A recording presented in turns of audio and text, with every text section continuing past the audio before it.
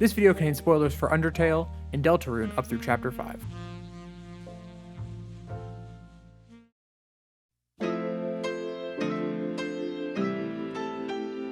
In the wake of Deltarune Chapter 5's release, I don't really have any groundbreaking vision from heaven theories, but I do have questions, thoughts, feelings, and ideas.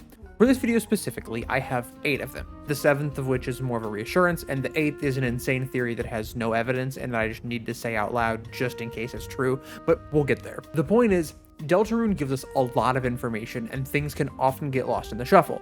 So here's my version of let's not get these specific things lost in the shuffle.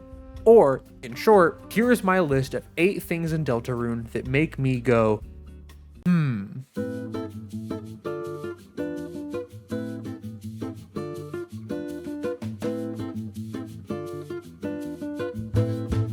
So this is weird, right? For those of you who don't know, what I'm talking about is this phrase, Deltarune is waiting, that first appeared in the Chapters 3 and 4 trailer during the Nintendo Switch 2 event, and then again it appeared in the Chapter 5 trailer.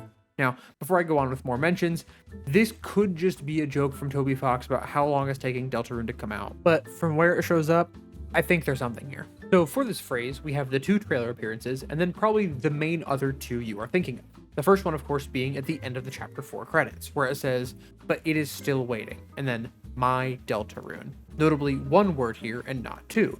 And the second being the Eggman saying, "Whether 11 hours or 11 years, Deltarune will be waiting."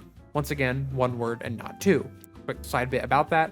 Every time this symbol is referred to, it is referred to as the Delta Space Rune, whereas in both instances here, it is 1 word. So what's up with this, right? I think there's definitely importance in the distinction between the symbol of the Delta Rune and the Deltarune, all 1 word.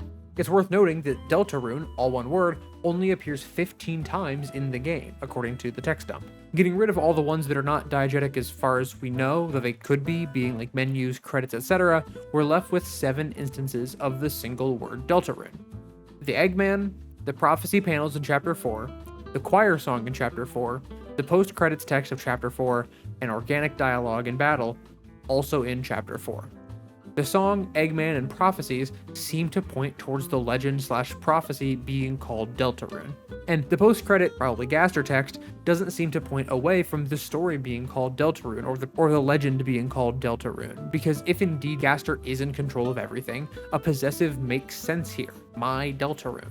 But I don't know, I'm not here for answers, I'm here to tell you that I keep thinking about the phrase Deltarune is waiting and wondering if it means that somebody, Gaster, is waiting for us to be here to fulfill the prophecy. The soul has to be here. He can plan and the knight can do what they want, but until we are possessing Krish and starting the game, Deltarune, the story, is waiting. It can't happen without us. Kind of unlike Undertale, where when you boot up Undertale after you've already beaten the game, Flowey's all, "Hey man, they're all chill, actually." Like, after you beat Pacifist, the Flowey's like, "Hey, they're all chill, like everybody's having a great time." The difference between Undertale and Deltarune is that Deltarune is specifically waiting on you. Maybe, I don't know, maybe it's a joke about how the game won't come out until like 2028.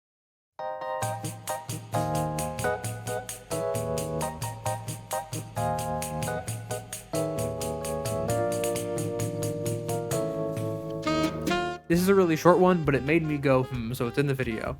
At the end of the genocide route of Undertale, Terra says, "We will eradicate the enemy and become strong," and a lot of the language around Noel, in specifically Chapter 2 of the Weird Route, is Noel became stronger.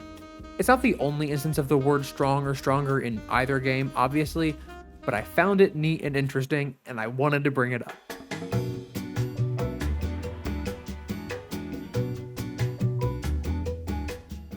All of the copy and verbiage used around Deltarune call it the parallel story to Undertale, which I find interesting for many reasons, obviously, but in universe, one of the biggest connections between the two, apart from the same characters, obviously, is the place where it rained and it's raining somewhere else, right?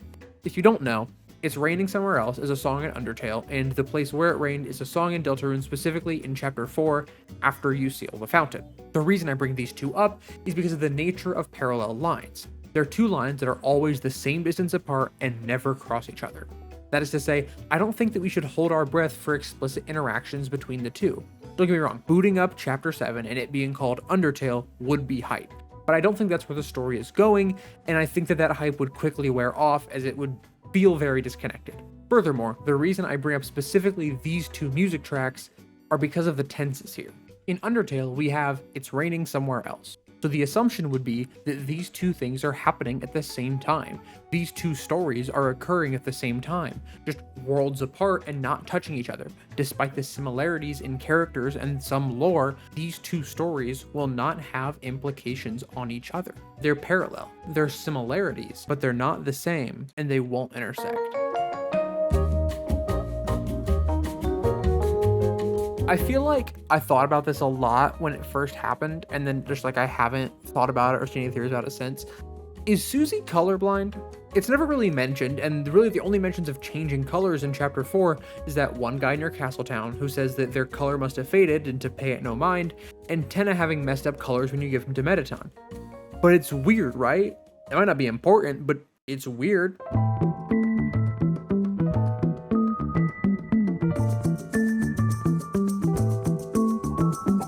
So in chapter 4, we learn about how Carol is big on preservation and keeping things the way they are and pristine, you know? So to me, the only motivation that makes sense for Carol is in some way bringing back Des and getting things back to the way they were. It's probably why she and Asgore are getting along so well. They both want things to go back to how they were. But that raises a few questions about the greater plans, and the way I see it, there are a few possible options for the scenarios that we're in. One, the knight, whoever it is trying to fulfill the prophecy actively, not just following it out of coincidence. The prophecy is an act of saving everything, probably via a single sacrifice, probably Chris or Susie. Technically could be Noelle, but I can't imagine it's Noelle, and Carol is chill with that. And by fulfilling the prophecy, Des will return in some way. The second option is that Carol has been in some way tricked into thinking that the actions they are taking in fulfilling the prophecy are going to have her set things back to normal and how they were, all the while the knight has greater plans. The differences between 1 and 2 is that in scenario number 1, the prophecy will actually bring Des back, but in scenario number 2, Carol is being tricked, and she's not in the inner circle that she thought she was in. Or scenario number 3, Carol is the knight and is doing all this prophecy and kidnapping stuff to get Des out of the code and to set things right. This is also why she's working with Asgore, as he has seen Dark Worlds previously. And then there are obviously permutations and combinations of these three with different details, but at this point, I really think that Carol's motivations are genuinely pretty pure, and that she's trying to get Des back or revert things back to the way that they were when Des was around. She's just like that. I think you can read Des's room as leaving a dead child's room untouched, but to me, the language around Des has always been disappeared, or specifically left in the chapter 5 weird route. And the room being untouched reads to me in the way of like, oh, you're back, your room is just how you left it type thing. I think Carol is way more, I would do anything to get my daughter back, than I will burn the world down since my daughter died personally. Is she kind of rude to Susie in that scene? I mean, a little bit, but if you saw like the school's quote unquote troublemaker holding your missing daughter's guitar and serenading your other daughter, and also you knew how they were involved in the Dark Worlds and everything because Chris knew and you're on the phone with Chris probably, I don't think you'd be super chill with Susie either. I don't know. I think Carol's motivations are probably pretty pure, and I think her whole thing is going to be about getting Des back.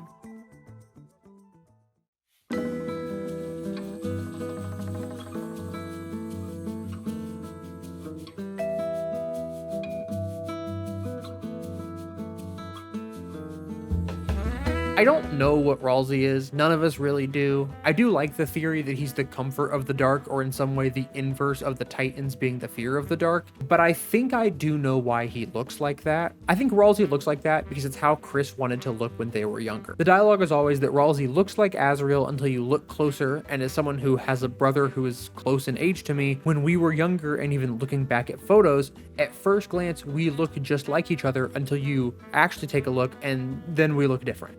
And that's the vibes I get from Ralsei. Why is that the case? No idea. No idea what he is, why he shows up in all the Dark Worlds, but sometimes on a delay.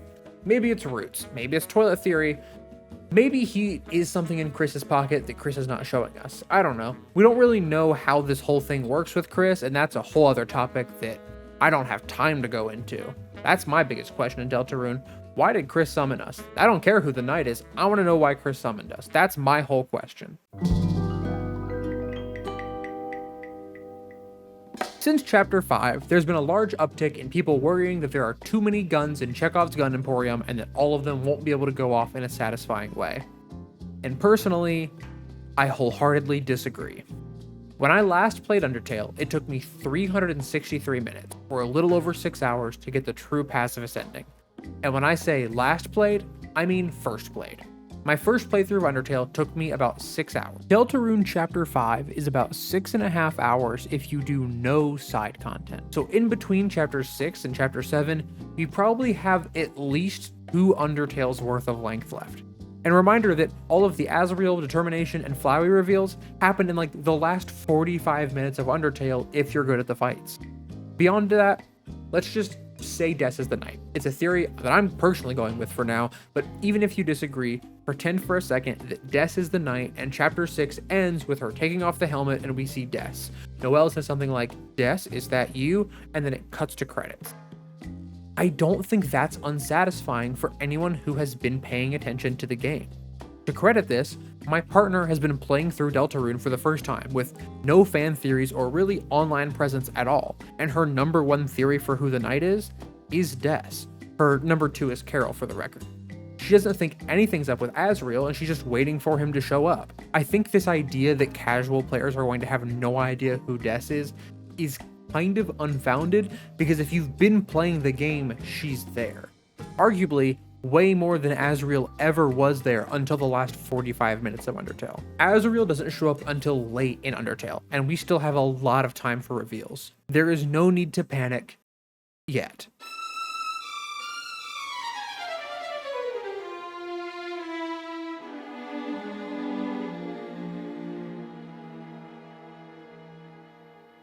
So I said earlier that my biggest question with Deltarune is, why are we, the soul, here? And I stand by that. To me, the answer to that question is the first domino that will cause the others to fall into place and the whole be laid bare. But at the start to that question is actually another question.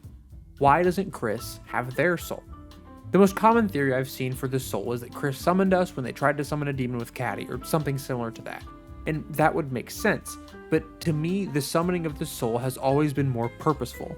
As we hear from the phone in Chapter 4, Chris needs the soul to enter Dark Worlds. So could they enter Dark Worlds with their own soul?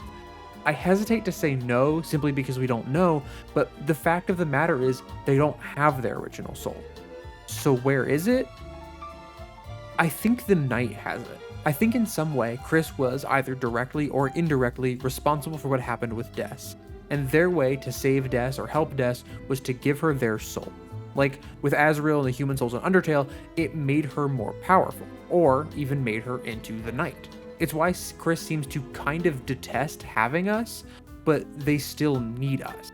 They gave Des their soul and promised they would find a way to fix her, to preserve her, to get things back to the way they were, the only way possible, summoning us and fulfilling the prophecy. Is there evidence for this? Not really, but it's kind of a cool idea I had. So that's my insane theory, and this is a title card for the conclusion of this video.